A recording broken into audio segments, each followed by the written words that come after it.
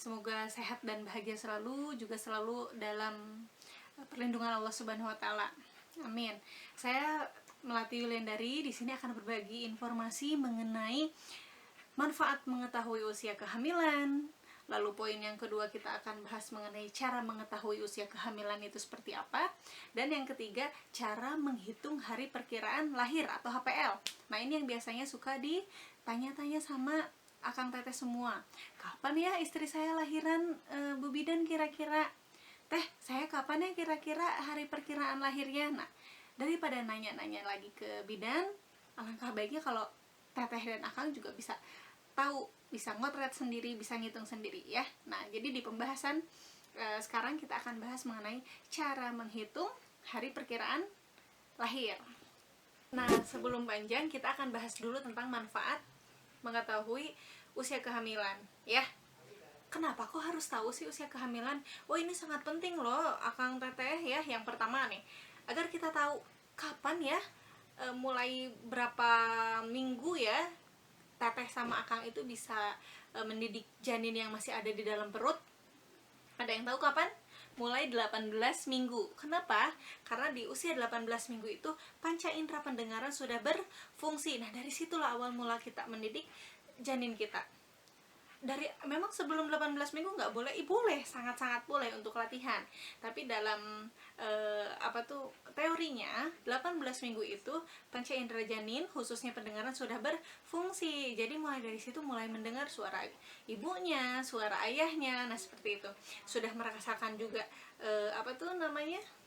perabaan dan lain-lain kayak gitu. Nah, jadi itu pentingnya yang pertama untuk mengetahui kapan harus mendidik janin. Yang kedua, dapat mengontrol nutrisi atau asupan nutrisi yang dikonsumsi. Karena nutrisi itu berbeda-beda loh setiap trimester. Kan ada trimester 1, 2, dan 3. Trimester 1 bolehnya konsumsi apa sih? Yang dianjurkannya apa sih? Trimester 2 konsumsi apa sih? Dan 3 juga konsumsi apa gitu. Jadi kita harus tahu dulu. Usia sekian nutrisinya sekian, usia kehamilan sekian nutrisinya ini, kayak gitu. Nah, yang ketiga, untuk mengontrol aktivitas yang boleh dan tidak boleh dilakukan. Contoh, boleh nggak ya trimester 1 sudah mulai berenang? Boleh nggak ya di trimester 1 power walk? Boleh nggak ya trimester 1 itu main gym ball? Kalau hanya duduk boleh, bebas. Tapi kalau untuk main, itu kan ada manfaatnya tersendiri ya. Nah, kayak gitu. Jadi pentingnya tahu usia kehamilan itu ya tadi untuk mengontrol nutrisi dan aktivitas. Nah, yang terakhir ya untuk tahu periode kapan seharusnya kita kontrol ulang ke bidan atau ke dokter atau ke tenaga kesehatan lainnya. Kalau usia 0 sampai 31 minggu itu kontrolnya cukup 1 bulan 1 kali saja. Mulai 32 sampai 36 minggu mulai 2 minggu sekali.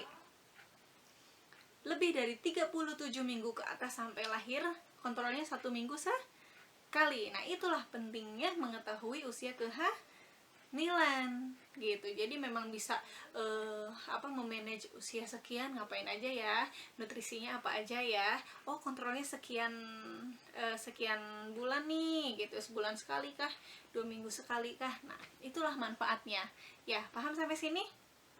Nah, tadi kan kita udah tahu tentang manfaat. Sekarang sebelum bahas tentang cara menghitung dan cara mengetahui usia kehamilan, harus ada yang diketahui dulu nih dari 2 kata istilah ini. Yang pertama, HPHT. HPHT itu singkatan dari hari pertama haid terakhir. Apa tuh maksudnya? Jadi HPHT itu hari pertama munculnya darah haid ketika menstruasi pada bulan terakhir sebelum ibu hamil. Itu HPHT. Yang kedua, HPL. Singkatannya dari hari perkiraan lahir, bukan hari pasti lahir, karena kita nggak tahu pastinya dedek lahir itu kapan. Itu hanya Allah yang tahu ya gitu. Tapi dalam ilmu kebidanan ada rumus untuk menentukan hari perkiraan lahir. Dari hari perkiraan lahir itu bisa maju, bisa juga mundur gitu, tergantung Allah yang menakdirkan. Nah, gitu. Sip, jadi udah tahu ya HPHT dan HPL. ada dua istilah kan tadi ya, HPHT dan HPL. Harus sudah tahu. Nah, sekarang kita gimana nih cara menghitung usia kehamilan? Ada 3 cara. Yang pertama, harus menentukan atau ditentukannya dari HPHT. Contoh, haid terakhirnya itu 5 Februari 2020. Ambil kalender, lihat tanggal 5 Februari, berarti 1 minggunya itu kan tanggal 12 Februari nih. Itu berarti 1 minggu. 19 Februarinya itu 2 minggu, dan seterusnya. Itulah yang cara menghitung manual untuk mengetahui usia kehamilan. Cara pertama. Cara yang kedua adalah melakukan pemeriksaan USG. Nah, ini dilakukan kalau teteh lupa atau memang betul-betul gak ingat HPHT-nya. Lakukan USG.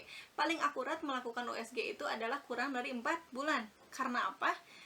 Karena diameter kantungnya itu bisa terukur akurat. Tapi kalau sudah lebih dari 5 bulan ke atas atau 4 bulan ke atas, itu sudah dipengaruhi oleh nutrisi besarnya janin itu. Jadi yang akurat adalah 4 bulan ke bawah. Nah, kalau yang haidnya juga tidak teratur. Jadi kesimpulannya, kalau melakukan pemeriksaan USG, pertama, kalau lupa HPHT, kalau tidak ingat betul-betul tidak ingat HPHT, dan kalau mensnya tidak teratur. Beda dengan kalender yang tadi. Kalau kalender yang haidnya teratur. Itu cara yang kedua. Cara yang ketiga adalah menggunakan aplikasi. Ini syaratnya memang betul-betul harus teratur dan ingat HPHT-nya. Sekarang aplikasi untuk kehamilan banyak. Udah banyak, tinggal di-download aja. Mudah. Asal ingat HPHT-nya gitu. Jadi ada 3 cara untuk mengetahui usia kehamilan. Sekarang cara menghitung HPL, hari perkiraan lahir. Nah, ada rumus nih, ada teori namanya teori Nigel. Jadi Nigel itu mengeluarkan rumus, ada 2 rumus. Yang pertama rumus kalau HPHT-nya dari Januari sampai Maret, yang kedua dari April sampai Desember. Nah, kalau HPHT-nya dari bulan Januari sampai Maret, rumusnya yang ini. Plus 7 untuk tanggal, plus 9 untuk bulan, plus 0 untuk tahun. Gitu. Kalau teori yang kedua dari April sampai Desember, yang ini. Plus 7 untuk tanggal, min 3 untuk bulan, dan plus 1 untuk tahun. Gitu. Tapi ingat, syaratnya rumus ini hanya diperuntukkan untuk ibu yang siklus haidnya teratur. Kalau yang tidak teratur tadi pakai USG, apalagi yang lupa. Tapi kalau yang ingat dan teratur, sangat mudah, pakai aja rumus Nigel ini. Nah, contohnya nih. Saya HPHT-nya 5 Februari 2020. Berarti 5 2/2020. Di bawahnya simpan rumus 7 plus 7 plus 9 plus 0. Dijumlahkan tuh.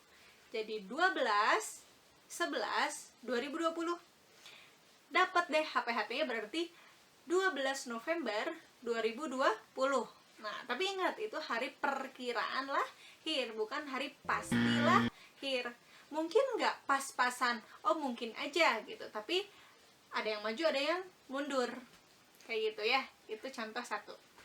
Contoh 2, yang lebih dari Maret ya, yang rumus kedua. Contoh, HPHT-nya 18 Juni 2019. Masuk berarti 18/6/2019 nih. Masukin rumusnya. Plus 7 min 3 plus 1.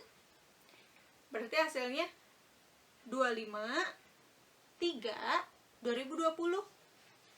HPL-nya adalah 25 Maret 2020. Kayak gitu. Ya, paham kan sampai sini?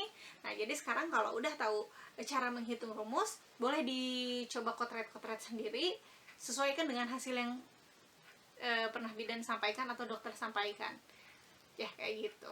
Gitu ya, jadi udah tahu nih. Coba nanti latihan-latihan deh, atau kalau yang belum tahu HPL-nya boleh dicoba dikotret. Ya, kayak gitu. Nah, saya mau ngasih tambahan sedikit. Kapan sih teteh mulai atau dede itu mulai boleh lahir? Dede itu mulai boleh lahir, inget ya, lebih dari 37 minggu. Sampai kapan? Sampai 42 minggu. Tapi ingat, 40 minggu kalau belum lahir, kita anjurkan ke dokter dulu untuk USG, melihat hasil yang di dalam masih bagus atau tidak dari plasenta, ketuban, dan lain-lain gitu. Jadi amannya untuk bayi lahir adalah lebih dari 37 minggu sampai 42 minggu gitu ya. Semoga bermanfaat informasi ini. Gak usah bingung-bingung lagi, tapi kalau misalnya memang masih bingung, boleh nanti pada saat kontrol teteh tanyakan ke bidannya atau ke dokternya untuk hari perkiraan lahir. Tapi jangan diherankan ya, kadang ada juga sedikit perbedaan antara menghitung pakai rumus Nigel ini dengan hasil USG.